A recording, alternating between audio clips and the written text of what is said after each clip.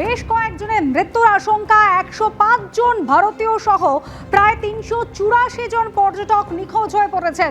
নেপালে আজকে তোরা ভারতীয়দের জন্য হেল্পলাইনও চালু করা হয়েছে ইতিমধ্যেই।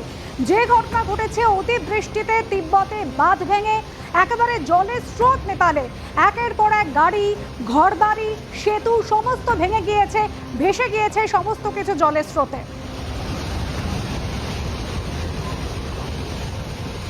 রুমা পাল আমাদের প্রতিনিধি রয়েছেন আমাদের সঙ্গে। রুমা, একে তো নেপালে যে ভয়াবহ বিপর্যয় ঘটেছে, তারপরে নেপালের তরফ থেকে ভারতের কাছে সাহায্য প্রার্থনা করা হয়েছে। নেপালের প্রধানমন্ত্রীর সঙ্গে ভারতের প্রধানমন্ত্রী কথাও হয়েছে।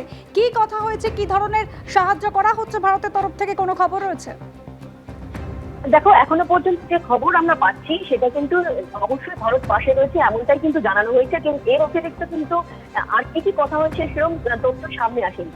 তবে সবথেকে বড় কথা হচ্ছে যে উত্তর নেপালে আচমকায় যে ভয়াবহ বন্যার পরিস্থিতির সৃষ্টি হয়েছে সেটা হচ্ছে যে ভোটেকোশি নদী। এবং এই ভোটেকোশি নদীর কথা যদি একবার দেখা যায়, এটা কিন্তু এই নেপালের এই ঘটনাক্ষেত্রে যেটা ভোটেকোশি নদী, সেটা বলা যায় যে এটা তিব্বতী একটা নদী, যেটা হচ্ছে পার্বত্য বা হিমালয়ের ঘেঁষা নদী এটা। এবং তিব্বতী অঞ্চলটি বোঝায় ভোটে শব্দটি অর্থ, এবং তিব্বত থেকে আসা কোশি এবং নেপালে বিভিন্ন কোশি নদী মিলিত হয়ে কিন্তু বড় কোশি ব্যবস্থা তৈরি হয়েছে। এবং সব থেকে বড় কথা হচ্ছে যে এই যে ঘটনা ঘটার পর যে এখনো দেখা যাচ্ছে যে বহু মানুষ এখনো কিন্তু মিসিং রয়েছেন। কোথায় কোথায় কোন ট্রাভেল এজেন্সি থেকে তারা গিয়েছিলেন, ভারত থেকে তো গিয়েছিলেন এবং অন্য কোন দেশ থেকে গিয়েছিলেন, সেই তথ্য যেমন সামনে যদিও নেপাল ট্যুরিজম বোর্ড থেকে দেওয়া হচ্ছে।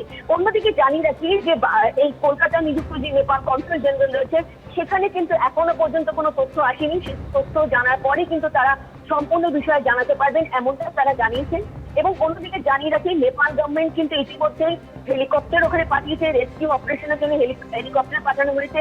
এবং সব থেকে বড় কথা, 2-3 বছর আগেও কিন্তু এই ধরনের বন্যার সৃষ্টি হয়েছিল, সেটা হয়েছিল সিন্ধু পালচক বর্ডার এরিয়াতে। এবং সব থেকে বলে রাখা ভালো যে এই রসুয়া যে জায়গা রয়েছে সেটা কিন্তু একটা কোরকা ডিস্ট্রিক্ট এবং দোলাখা ডিস্ট্রিক্ট নেপালের এই মাঝখানে অবস্থিত, এবং বর্ডার এরিয়া চায়না এবং নেপালের মধ্যে অবস্থিত। এবং সব থেকে বড় কথা হচ্ছে এই ধরনের যে ভয়াবহ পরিস্থিতি তৈরি হয়েছে, এটা কিন্তু এক ধরনের বিজ্ঞানীরা বলছেন এক ধরনের কিন্তু এখানকার যে নদীগুলো হচ্ছে এদের নেচারটাই হচ্ছে যে হঠাৎ করে তারা কিন্তু এরকম ধরনের প্লাবন দেখা যায়। আর কিছুক্ষণ আগে যে আমাদের করেসপন্ডেন্ট বলছিলেন যে এটা কিন্তু কৃত্রিম ভাবে হয়েছে, মানে হঠাৎ করে যে রেনি সিজন বা এই যে বৃষ্টির জন্য যে হয়নি সেটা কিন্তু অবশ্য তদন্ত সাপেক্ষ।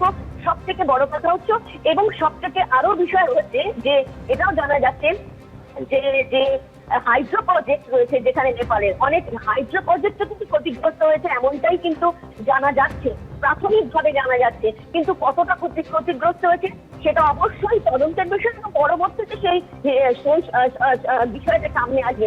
কারণ এই মুহূর্তে সব থেকে বড় প্রশ্ন হচ্ছে কতজন মানুষ এবং কতজন পর্যটক তারা প্রাণ হারিয়েছেন, এবং সব থেকে বড় কথা হচ্ছে যারা মিসিং রয়েছেন তাদেরকে কিভাবে উদ্ধার করা যায়, এটাই হচ্ছে কিন্তু প্রাথমিক কাজ। এবং অন্যদিকে জানিয়ে রাখি যে দক্ষিণ দিকের যে টিবেটিয়ান যে চাইনিজ সাইড যেটা রয়েছে, দক্ষিণ দিকের বিষয়টা কিন্তু এখন সামনে এলো। নর্থের দিকে কি পরিস্থিতি রয়েছে সেটা কিন্তু এখনো পর্যন্ত জানা যাচ্ছে না, এমনটাই কিন্তু বিশেষজ্ঞরা বলছে। এবং সব থেকে বড় কথা হচ্ছে নেপাল ট্যুরিজম বোর্ড জানিয়েছে যে রাসুয়া এলাকায় আকস্মিক বন্যার পর নিখোঁজ 291 জন বিদেশি নাগরিকের মধ্যে অন্তত 105 জন ভারতীয় পর্যটক রয়েছেন। এবং সেক্ষেত্রে বাংলা থেকে কি কোনো পর্যটক রয়েছেন সেটাও কিন্তু পরবর্তীতে জানা যাবে। আদৌ রয়েছেন কিনা, কোথা থেকে কোন কোন পর্যটকরা গিয়েছিলেন সেটা অবশ্যই উদ্ধার কাজ সম্পূর্ণ হওয়ার পরই বোঝা যাবে। তবে এটা ঠিক যে ক্ষয়ক্ষতির খবর পাওয়া যাচ্ছে।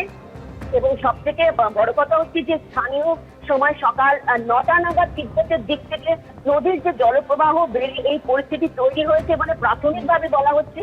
এবং যদিও এটা সমস্ত কিছুটাই কিন্তু পরবর্তীতে জানা যাবে, কারণ হঠাৎ যে ঘটনাটা ঘটেছে তারপর যে উদ্ধার কাজ, সেটা আমি বললাম যে নেপাল গভর্নমেন্ট কিন্তু হেলিকপ্টার পাঠিয়েছে রেস্কিউ অপারেশনের জন্য। একেবারে উদ্ধার কাজ কিভাবে হয় সেটাই কিন্তু একটা গুরুত্বপূর্ণ বিষয়, কারণ এখনো পর্যন্ত তুমি আমাদের সঙ্গে থাকো রুমা, এখনো পর্যন্ত নেপালের এই বিপর্যয় 105 জন ভারতীয় সহ নিখোঁজ হয়েছেন 384 জন পর্যটক।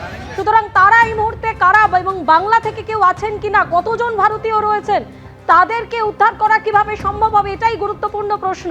যে 6 জেলার এই বিপর্যস্ত এই বন্যায় এই হড়পা বানে বিপর্যস্ত হয়েছে, তার মধ্যে রয়েছে রাসুয়া, ধাদিং, চিতওয়ান এবং নুয়াকোট। 6টি জেলা, নেপালের 6টি জেলা কিন্তু এই হড়পা বানে বিপর্যস্ত হয়েছে। রাসুয়া, ধাদিং, চিতওয়ান এবং নুয়াকোট সব থেকে বেশি ক্ষতিগ্রস্ত হয়েছে এবং সকাল 9টা নাগাদ আচমকাই কাদামাটির স্রোত এবং যাতে একেবারে খড়কুটোর মতো ভেসে যায় বাড়ি ঘর থেকে শুরু করে গাড়ি এবং প্রচুর পর্যটক। এখনো পর্যন্ত যে খবর, 384 জন পর্যটক যাদের এখনো পর্যন্ত কোনো খোঁজ নেই। ইতিমধ্যেই ভারতের প্রধানমন্ত্রীর সঙ্গে নেপালের প্রধানমন্ত্রীর কথা হয়েছে এবং ভারতের প্রধানমন্ত্রী নরেন্দ্র মোদী তিনি পাশে থাকার আশ্বাস দিয়েছেন।